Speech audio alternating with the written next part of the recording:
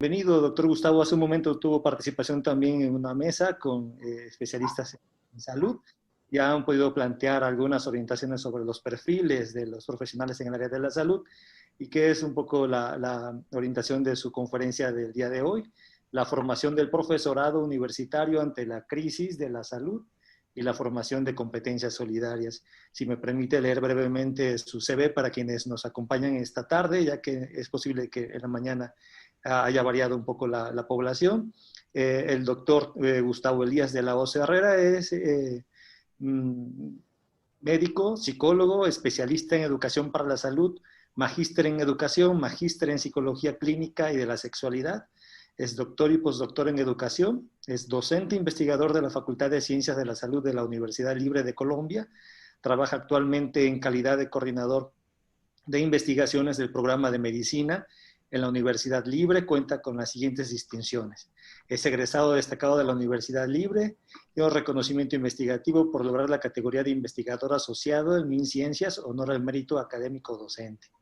Pues bienvenido nuevamente, doctor Gustavo. Es un placer para nosotros que podamos compartir experiencias.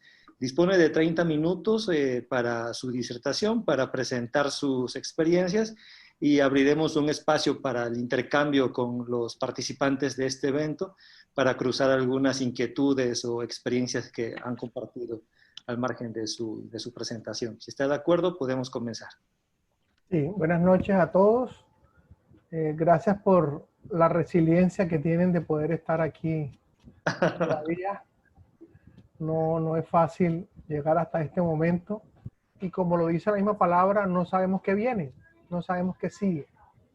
Y pues gracias a los directivos de la Universidad Veracruzana, gracias al doctor Sebastián Figueroa, a la doctora Noralia, a sus directivos, por permitirnos este espacio de reflexión y este espacio de poder salir de esa incertidumbre. Sí, yo pienso que es una forma que nosotros tenemos para poderle darle frente a esta gran realidad que tenemos nosotros.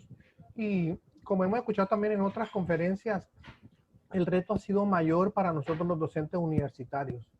Yo conozco el caso de algunos docentes que han renunciado a continuar con esta labor docente porque dicen que ellos ya no van a aprender, que ellos no van a seguir con este reto de aprender en la virtualidad para poder seguir en el proceso de enseñanza-aprendizaje. Entonces, por eso me invitaron a esta conferencia que se llama La formación del profesorado universitario ante las crisis de salud y la formación en competencias solidarias. Vamos entonces a identificar, yo creo que todos conocemos este virus. Es un virus microscópico que tiene paralizada a la humanidad. A pesar de su condición microscópica, ha afectado todos los sistemas de todos los países. Bueno, vamos entonces a desarrollar el siguiente contenido. ¿Cuáles son los efectos del COVID sobre la institución de educación superior? ¿Cuáles son los efectos sobre los docentes? Un error aquí en las competencias. Vamos a hablar de competencias solidarias y algunas conclusiones y reflexiones. Entonces, sin duda que el COVID-19 ha tenido un gran impacto sobre las instituciones de educación superior.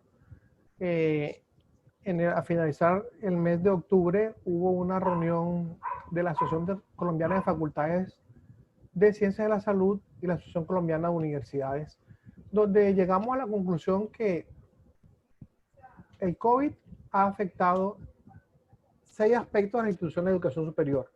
Ha afectado la admisión de los estudiantes, la matrícula, el modelo educativo, la evaluación, el modelo operativo y las finanzas. ¿Qué significan esos asteriscos que hemos anotado en esta presentación? Pues yo digo que son los 3 efectos directos sobre los docentes. Los otros efectos son más que todo administrativos, pero sobre los docentes está el modelo educativo, la evaluación y el modelo operativo. Entonces hablemos de cada uno de ellos.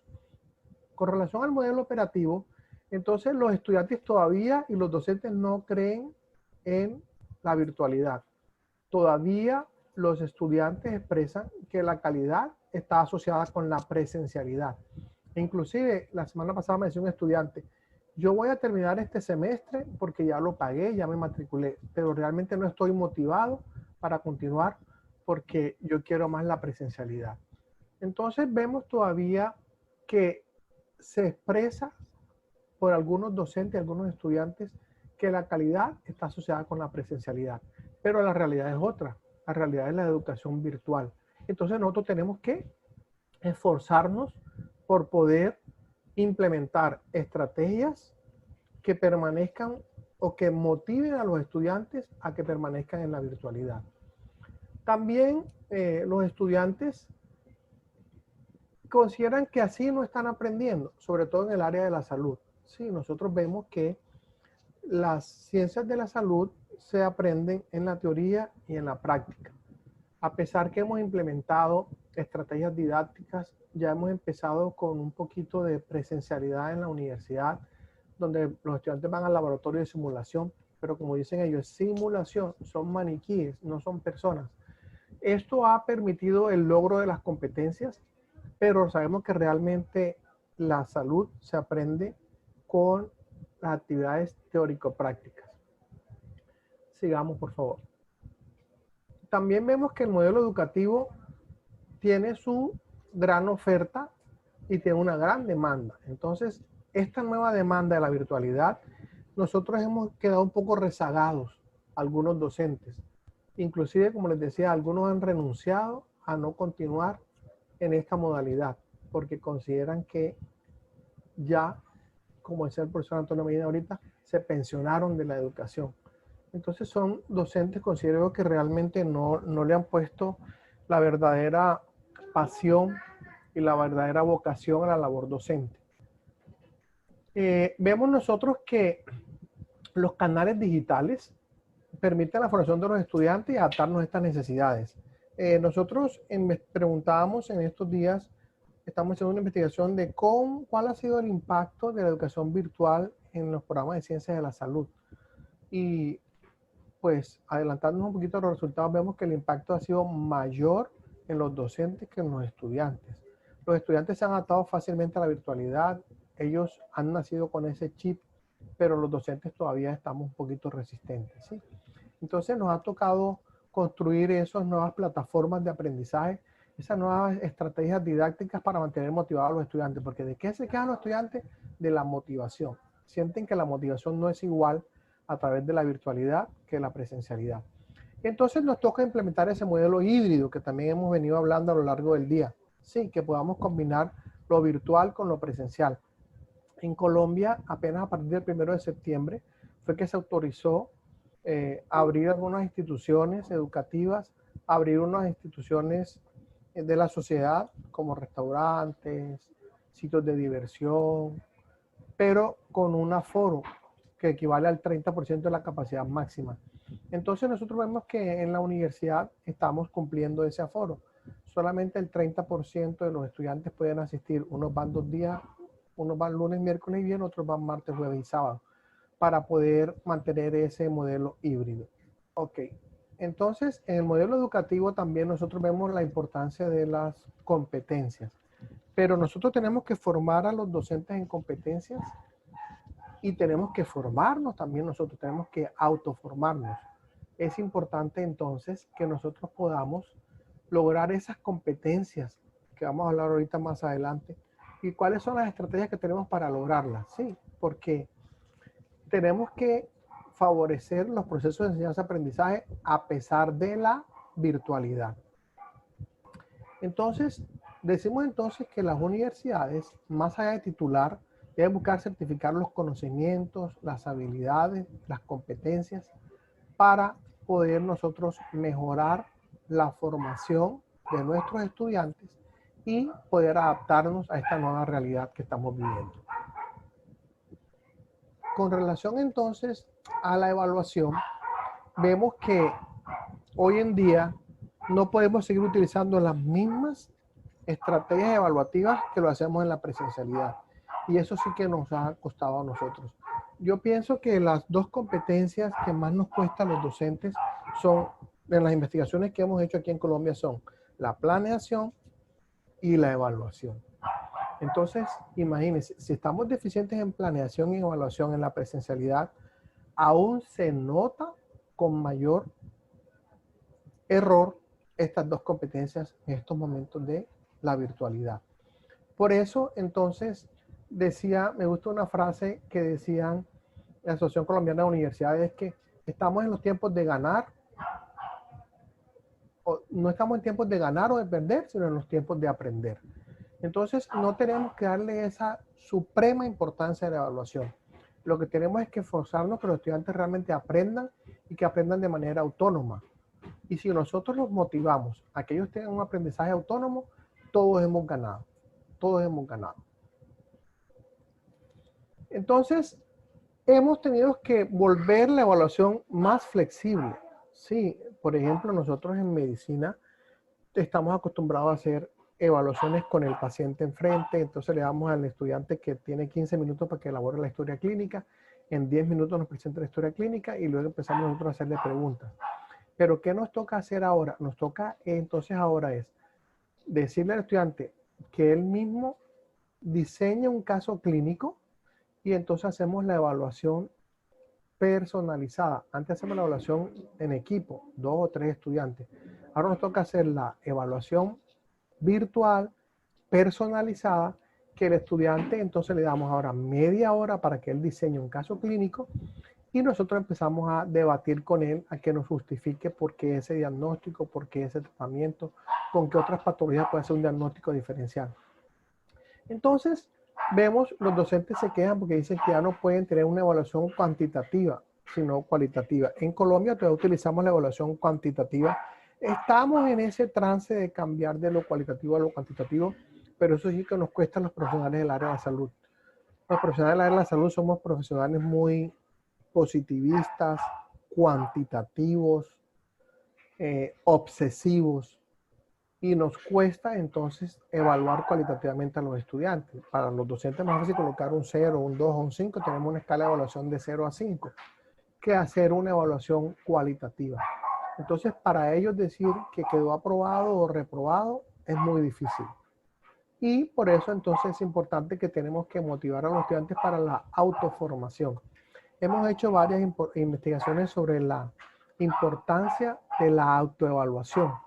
Y los estudiantes en los ejercicios de autoevaluación realmente son muy fuertes y muy exigentes con ellos mismos. Y es importante entonces que nosotros sigamos motivando a los estudiantes a que estén en esos procesos de autoformación y de autoevaluación. Que no sigamos en la misma estrategia de la heteroevaluación, sino que hablemos de evaluación integral, de la autoevaluación, de la coevaluación y de la heteroevaluación. Porque todavía nuestros programas de ciencia de la salud predomina en la heteroevaluación por parte de los docentes. ¿Qué ha pasado con el modelo operativo entonces? El virus nos ha obligado entonces a pensar en qué tenemos que cambiar. Como decía un compañero, nos cogieron totalmente desprevenidos. Y sí, y los profesionales de la salud, entonces nos ha tocado un doble esfuerzo. Nos ha tocado ser la primera línea de atención a los pacientes y también la primera línea de formación y de modificación del modelo educativo. Entonces, el modelo educativo ha conllevado a que cambiemos nuestro modelo operativo. ¿Por qué? Porque está primando entonces la virtualidad. Y muchas asignaturas entonces han tenido que cambiar un gran porcentaje de sus actividades. Por ejemplo, nosotros en las áreas de ciencias básicas, en los primeros semestres, tenemos unos laboratorios de ciencias básicas, laboratorios de bioquímica, laboratorios de fisiología, laboratorios de anatomía, laboratorios de patología. Y entonces nos ha costado entonces volver anatomía virtual, la patología virtual, y afortunadamente entonces nos ha tocado replantear esas semanas de aprendizaje. Hemos hecho un gran énfasis en la parte teórica y luego hemos complementado con la parte práctica y ya los estudiantes se sienten más motivados porque están volviendo a esa parte híbrida, a esa parte presencial de la universidad, a poder desarrollar sus prácticas en los laboratorios de ciencias básicas. Entonces, este modelo operativo nos ha llevado a una gran transformación y tenemos entonces que contar con nuevas habilidades los docentes para, como repito, mantener motivados a los estudiantes. Realmente los estudiantes se están quejando porque esta nueva modalidad no los tiene muy motivados. Entonces, los docentes tenemos que innovar. Esa es otra de las palabras que yo he analizado a lo largo de todo el día. Incertidumbre e innovación. Son dos palabras, entonces, que nos tienen comprometidos a los docentes de instituciones de educación superior. Desafiar o superar esa incertidumbre y tenemos que innovar. ¿Y cómo podemos innovar? Pues ya todos los que me han antecedido en las conferencias nos han hablado de esa innovación. Ramón nos ha hablado, nos ha hablado de Fraso, la doctora también Conchita, de cuáles son esas estrategias innovadoras que tenemos que implementar los docentes para poder hacer virtual lo virtualizable. Entonces, todos soñamos con ver las aulas así. Ya esto se volvió una foto histórica. La realidad es la foto que sigue. Entonces, hoy en día nos toca volvernos nuestras clases así, a lo que no estábamos acostumbrados. Y como decía un profesor, estamos como unas clases de espiritismo, estamos como en unas clases de invocando espíritus. María, ¿estás por ahí? Rebeca, no te veo. Eduardo, ¿qué te pasa? Miguel, ¿dónde estás? Porque los estudiantes, entonces lo que hacen es que dicen, tengo la cámara dañada, tengo problemas con la internet, no puedo abrir el video, no tengo datos suficientes para tener entonces la cámara encendida. Y pues yo he visto estudiantes que están en los supermercados, que están por las calles, con el móvil en el bolsillo, encendido, y el profesor dando la clase y ellos haciendo otra actividad. ¿Por qué? Porque como tenemos estrategias los docentes para poder identificar si están o no están conectados los estudiantes, pero ¿qué tanta es la conectividad real? Porque es una conectividad, yo diría que por cumplimiento, como dice un colega mío, cumplo y miento. Cumplo con estar conectado, pero miento porque no estoy realmente en el proceso de enseñanza-aprendizaje de manera activa. Bueno, entonces continuamos ahora con esas competencias solidarias, ¿verdad? Yo hice una búsqueda de varios autores, entre ellos podemos destacar al profesor Rafael Jorquera, la Asociación Europea de Educación y Psicología, la Asociación Colombiana de Facultades de Psicología, y encontré 10 competencias. ¿Cuáles son entonces esas 10 competencias solidarias que debemos adquirir los docentes para poder motivar a los estudiantes que ellos también alcancen las competencias? Por eso es importante reconocer que el profesor es un representante esencial para implementar proyectos innovadores de mejora continuada de la calidad de la educación superior. Entonces, yo soy amigo de la tesis que dice que la calidad de la educación superior depende en un gran porcentaje de la calidad de los docentes. Si tenemos docentes bien formados, tenemos garantizado en un alto porcentaje la calidad de la educación superior. Entonces, tenemos 10 competencias solidarias: la capacidad de aprendizaje, la capacidad de trabajo en equipo, liderazgo, la organización y planificación, el compromiso institucional, la innovación y creatividad, la empatía y comunicación interpersonal, la autoestima, la diplomacia, el optimismo y el entusiasmo.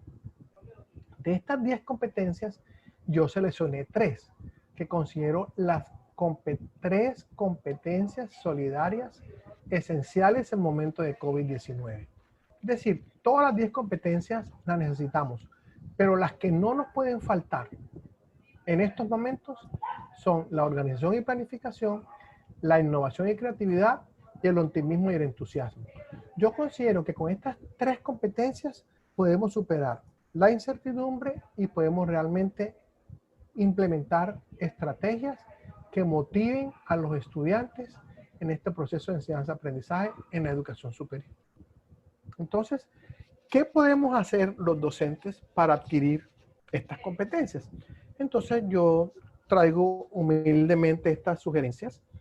Los docentes tenemos que identificar cuáles son las áreas de formación disciplinar en las cuales nosotros estamos trabajando. ¿Cuáles son las áreas? Por ejemplo, en ciencia de la salud tenemos áreas básicas, áreas preclínicas y áreas clínicas. Tenemos esas tres grandes áreas de formación. Tenemos área humanística y tenemos área investigativa. Son tres áreas esenciales en el área de la salud. Ciencias básicas, preclínicas y clínicas. También tenemos las áreas de formación humanística y las áreas de formación investigativa. Entonces, los programas de ciencias de la salud y especialmente los programas de medicina en Colombia están comprometidos en formar a los futuros médicos en esas 5 áreas. Nosotros entonces los docentes tenemos que identificar cuáles son las áreas de formación de nuestra disciplina, de nuestros futuros profesionales. Tenemos que seleccionar cuáles son los temas básicos o esenciales para poder fomentar el desarrollo de esas áreas de formación. Y sin duda, la COVID-19 es un tema transversal, es un tema interdisciplinar, es un tema que independientemente de nuestra área de formación tenemos que incluirlo. Por eso tenemos entonces que hacer una reingeniería a nuestros planes de estudio. Tenemos que hacer una reingeniería a nuestros contenidos de las asignaturas o cursos o módulos. Tenemos que contextualizar nuestro trabajo a la institución, a la disciplina profesional y al tiempo disponible. Como les decía, los estudiantes, por ejemplo, nosotros tuvimos un confinamiento obligatorio a partir del mes de abril. Los estudiantes alcanzaron a asistir a las universidades durante el mes de 15 días de enero, todo febrero y todo el mes de marzo. En los programas de medicina tenemos 20 semanas de duración. Los estudiantes alcanzaron a estar 11 semanas.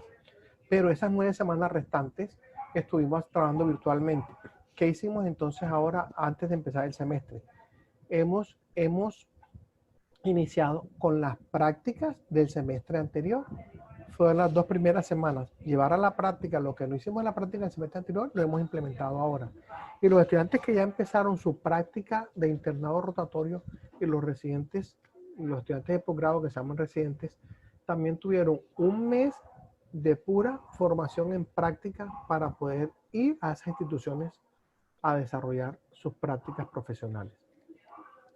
Tenemos entonces que definir los objetivos, las competencias, los contenidos, la metodología, los recursos y sobre todo la evaluación.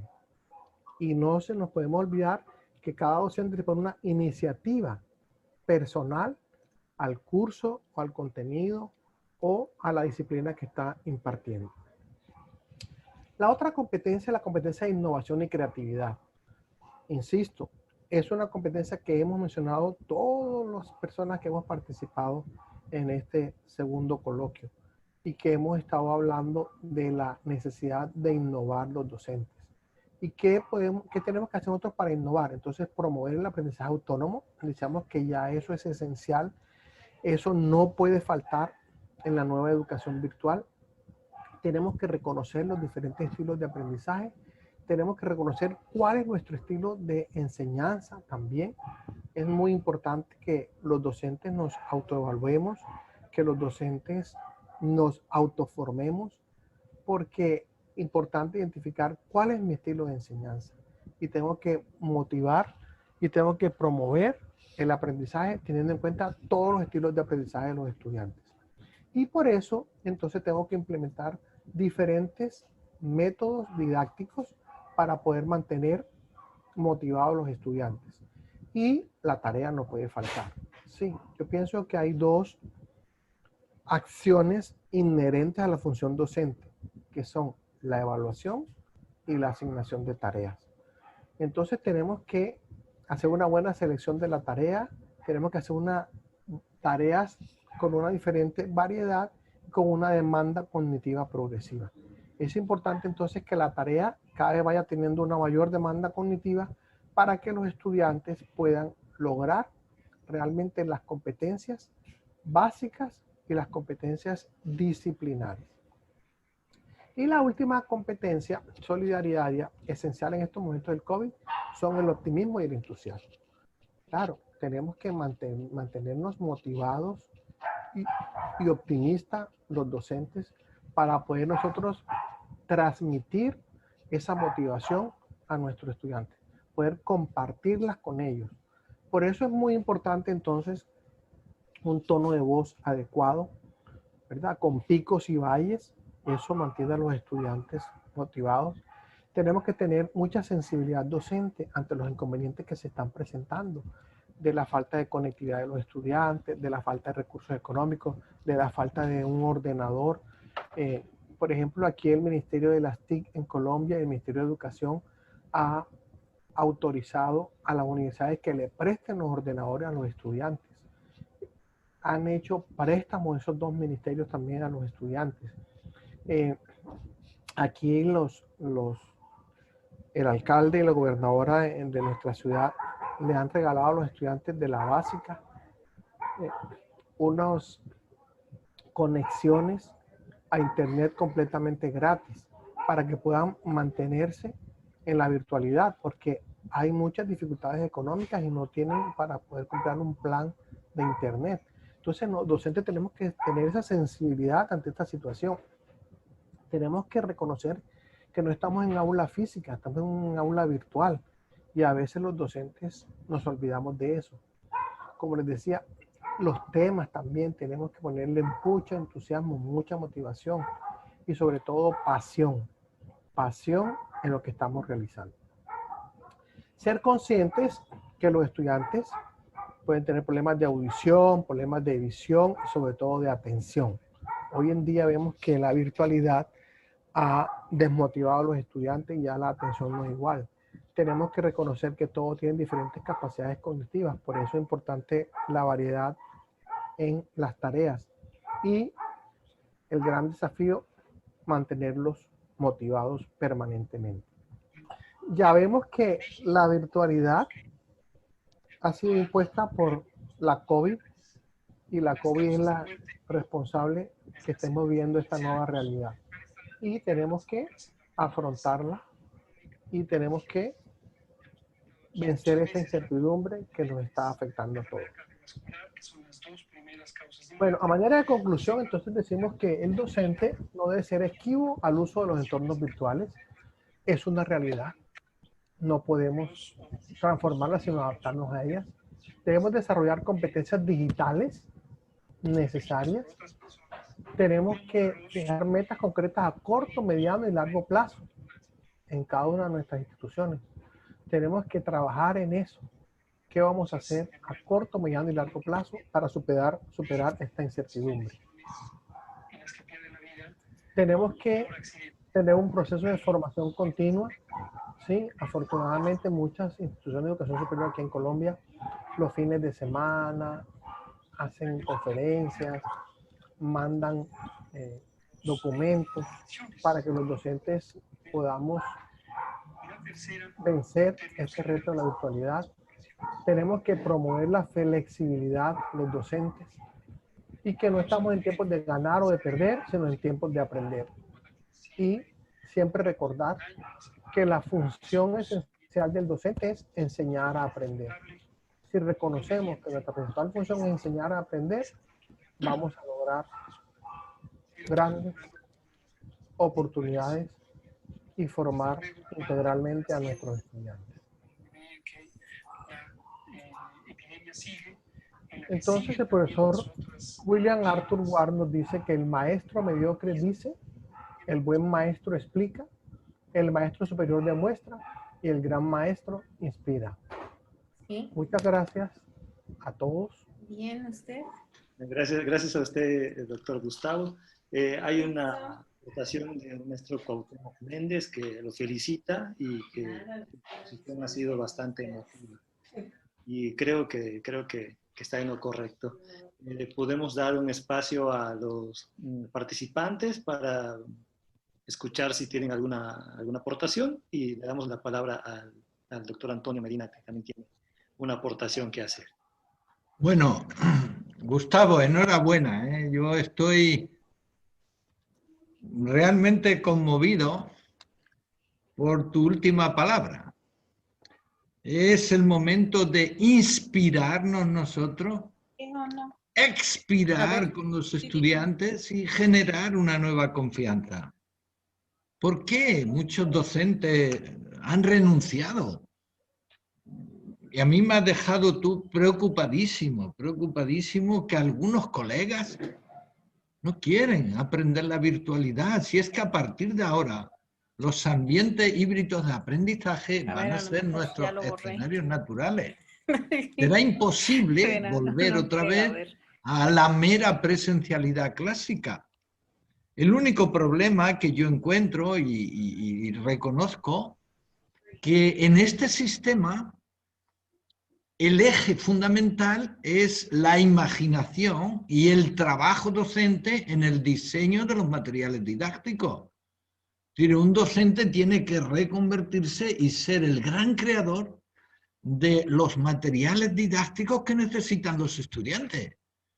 Y por lo tanto, como yo no puedo presentar la explicación pura y dura, tengo que generar una nueva guía didáctica, tengo que establecer una secuenciación de unidades didácticas que definan mi asignatura, tengo que aprovechar una determinada plataforma o además de la guía didáctica y de las unidades didácticas, en cada una de ellas tengo que generar un mini vídeo y tengo que unirme al grupo de estudiantes para que cada 2 estudiantes, como tú bien has dicho, encuentren en la colaboración la satisfacción de lo que no tienen.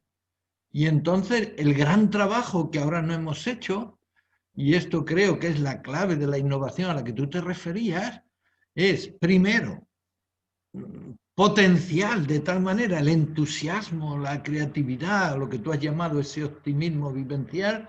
Enhorabuena por la palabra pasión. Yo creo que esto es lo que no puede faltar, es decir, un docente que ha perdido la esperanza, ¿a quién va a formar? Pero hay otra cuestión que es muchísimo más importante en este momento, y es que cada uno de nosotros tiene que preguntarse a sí mismo, durante los 3 meses que pasaron, ¿qué he aportado de verdad? Pero ¿y si esto sigue otro curso, qué haremos? ¿Cerrar las universidades? ¿Cerrarnos nosotros? Hay que, como tú muy bien has manifestado, tenemos que aprender a transformar nuestra acción por un proceso de esperanza, por una búsqueda de sentido y sobre todo, y ante todo, hacer a los estudiantes cómplices del saber que tenemos que construir. Esa reciprocidad que los colegas tenemos que hacer, y eso es lo más importante, equipos de colegas, donde el éxito compartido es la base, pero junto a ello tenemos que iluminarnos nosotros, entre nosotros. Por eso tú sabes mejor que nadie, y mi amigo Miguel Ángel Barrada lo sabe, yo quería haber hecho nuestro congreso contra viento y marea, pero no lo entendieron mis colegas. Virtualmente lo hubiéramos hecho como lo estamos haciendo. Yo he tenido que buscar en un ordenador, he tenido que ir al vecino para ver por qué no funcionaba esto, y son las 2:30. ¿Qué pasa entonces con nuestra vida? ¿Qué pasa con nuestra red? Vamos a decirlo mañana. Pero yo te invito a que en esa línea a la que tú dedicas tu ilusión y tu vida, tienes ahí una hija que va a ser una gran formadora de formadores, creo que hay que transformar la red porque era la ocasión donde teníamos que demostrar que nosotros tenemos imaginación, compromiso, optimismo y solidaridad. Nada hay que nos detenga cuando nuestro trabajo y nuestra vida es darnos cuenta de que esta es una transición. Y hay que aprovechar de tal manera la prueba en la que nos situamos que no estamos dando lo que podríamos llamar la verdadera respuesta. Bueno, Miguel Ángel, muchas gracias porque yo estoy entusiasmado con mi amigo Gustavo, le felicito de todo corazón y sobre todo devolvamos a los docentes, pero también a los estudiantes. Esto es un reto compartido. Si nosotros no motivamos a los estudiantes para que estén con nosotros y juntos aprovechamos la dificultad para convertirla en oportunidad, no haremos nada. todo ese complejo tan difícil no puede hacer que los que tenemos que ser un ejemplo para los demás estemos debajo de la baldosa. ¿Quién motiva? ¿Quién es luz para los estudiantes? Intentaré... Yo te pido que ese desarrollo de la innovación, descúbralo. Intentaré dos conceptos que ambos manejaron en sus presentaciones. El doctor Antonio manejó la competencia de identidad profesional. Ahora el doctor Gustavo presenta el concepto de competencia solidaria.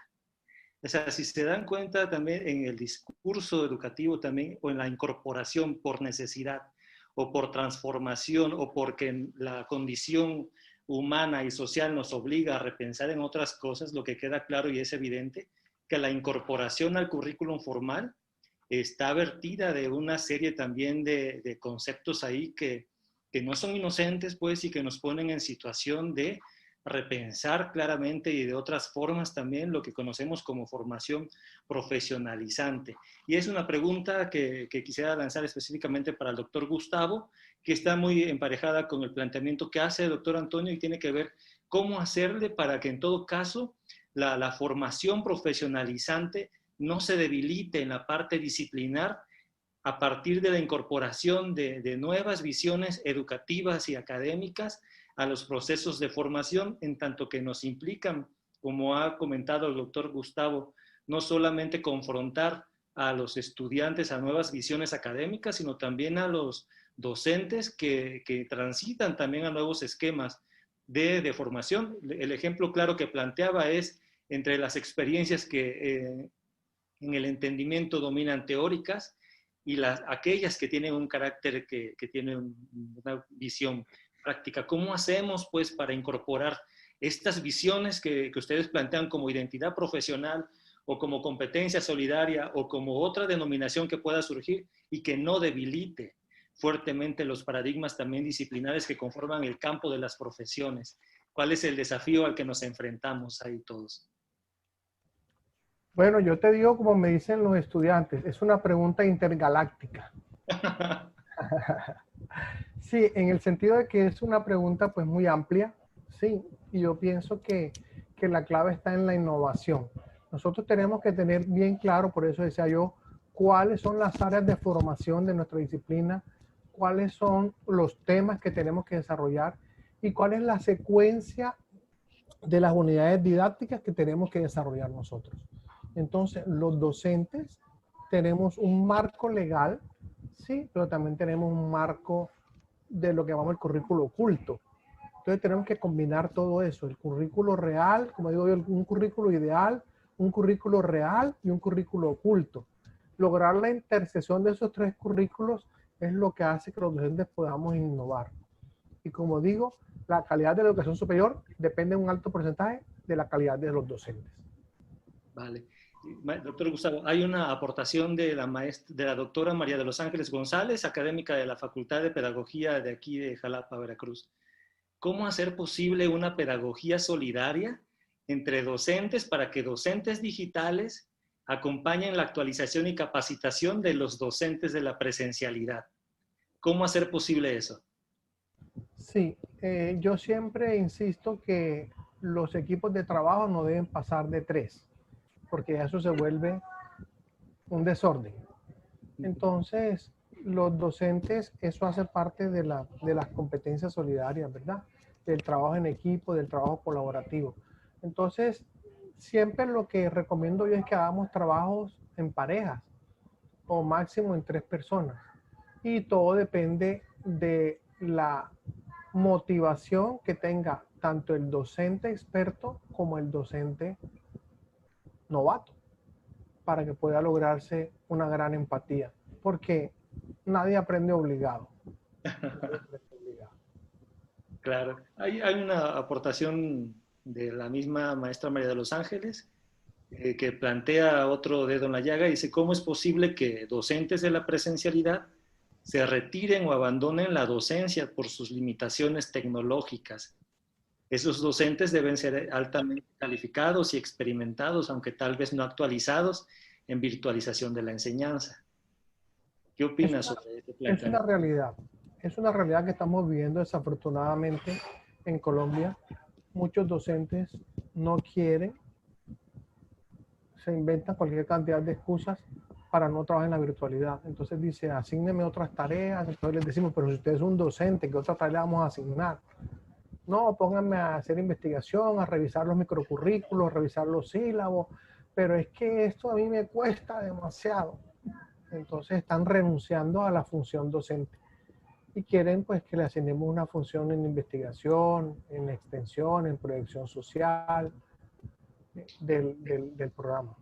Pero sí, desafortunadamente hemos visto esos casos, que están renunciando a la función docente por el temor a la virtualidad. Sí, es una situación sin duda desafiante. Usted ha planteado dos dificultades determinantes que tienen que ver con la planeación y la evaluación, ¿cierto? Sí. De tal forma que ahí podríamos tal vez encontrar alguna ventana para seguir imaginando escenarios que permitan, desde el planteamiento que hace el doctor Antonio, desde la esperanza ciertamente, en repensar nuevas formas de conducir. Y en alguno de los conferencistas anteriores, ciertamente, a lo que valdría la pena, si también es un punto de debate que habría que seguir cultivando, es cuál es la función de la universidad, ciertamente. Habría que pensar también en una universidad más solidaria, pero más solidaria ¿con qué? ¿O con ¿O con quiénes? quiénes? ¿O con ¿O con quiénes? quién? Más bien con quiénes. Claro. Sí, sí. La reconfiguración del mismo campo de la profesión, la aparición de nuevas profesiones seguramente. Es un desafío que las universidades sin duda tienen ahí como una gran área de oportunidad, digo yo. ¿Qué opina, doctor Antonio? Bueno, es que yo estoy... Te voy a mandar el último cuestionario. Mañana hablo con Eufrasio y lo compartimos si tenéis un rato y disfrutáis sobre el liderazgo pedagógico. Es decir, nosotros ahora hemos hecho un breve cuestionario, solo tiene 70 cuestiones que nos gustaría que lo vean, porque hay dos puntos clave. El primero es, lo has dicho tú muy bien, Miguel Ángel, es decir, la institución universitaria, los líderes universitarios que tenemos, y todo y cada uno de los docentes o es un líder pedagógico o es mejor que piense qué tipo de docente es.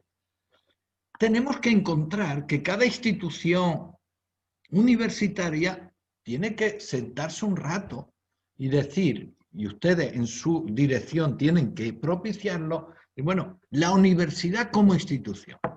¿Cómo hemos respondido a la pandemia? Desde el rector o la rectora, que no se enfade conmigo, hasta el último estudiante. Porque la universidad tiene esos tres grandes componentes. Los docentes, que yo creo que es el eje, los estudiantes sin ellos no somos nada, pero también el resto de la comunidad educativa, de personas de administración, de gestión que nos apoyan, de autoridades que nos sirven. Es decir, necesitamos como una especie de autoevaluación, por eso vamos a compartir este cuestionario. Es decir, ¿qué hemos hecho en estos 5 meses? Claro. Que deberíamos haber hecho, pero todavía, si fíjense que ojalá la vacuna esté pasada mañana. ¿Qué significa? Que ya ha cambiado todo. Porque yo tengo una teoría que no quiero darle en la noche, porque yo aquí ya voy a dormir poco. ¿Cuál es la clave? Miren, les voy a decir algo que a mí me tiene preocupadísimo.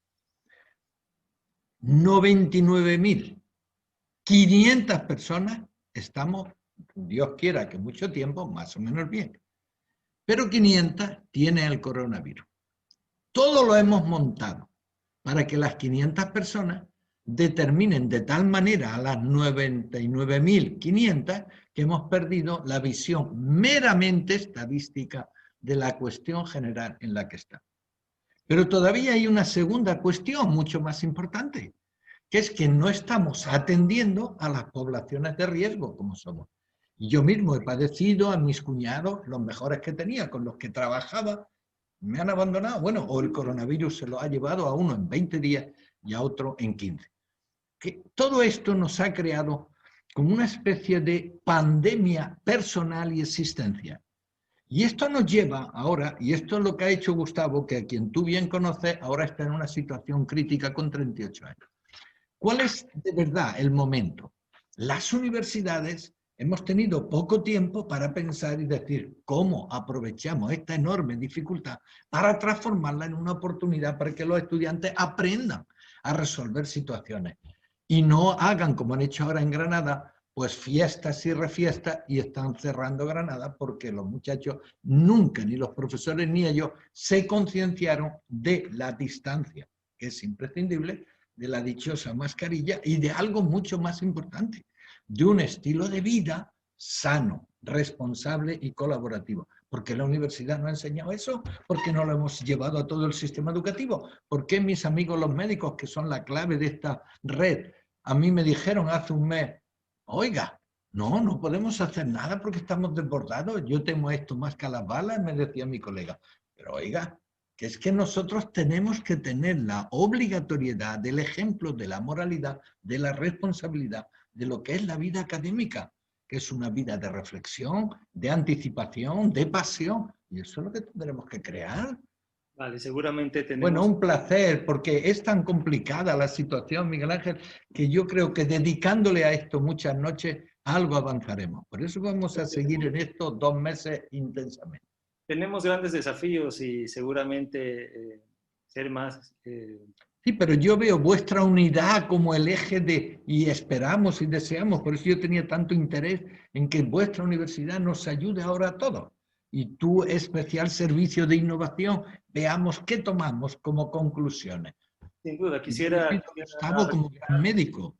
Quisiera recuperar una de las últimas preguntas que le hicieron al doctor Eufrasio y la quisiera conectar con la aportación que hace el doctor Gustavo de la Hoz, porque le preguntaron cómo hacer que las brechas no sean tan grandes, ¿no? Y en la respuesta a sentimiento que surgía ahí, el doctor Eufrasio decía que tal vez ayudándonos unos a otros, y creo que tiene que ver justamente con la competencia solidaria, y creo que la universidad está ahora también para repensar en esa situación, cómo hacer para ayudarnos más unos a otros e intentar salir adelante con esa visión de todos juntos, ¿no? Doctor Gustavo, es un placer tenerlo desde Colombia, ahora aquí en México, virtualmente, lo sentimos muy cercano, nos alegra que esté con nosotros, y si están de acuerdo, damos pauta a la siguiente actividad.